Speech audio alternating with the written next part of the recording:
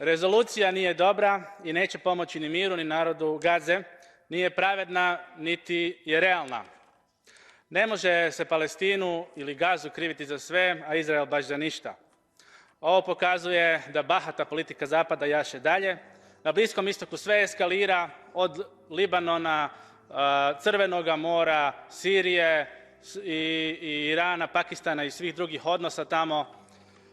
Nedavno je irački parlament zamolio američku vojsku da ode, početkom 2020. Prije nekoliko dana ponovio je to irački premijer. Drugi puta su ih zamolili da ode.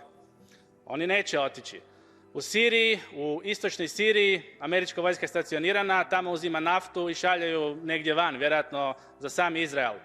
I kako na tu nepravdu reagira Amerika? Tako da šalje još 1500 vojnika u Siriju i Irak. Evo vijest od prije 3 dana. Dakle, dok god ovakve imperialističke, nepravedne i bahate težnje i odnosi budu od strane Zapada prema Bliskom istoku, možemo očekivati samo daljnju eskalaciju.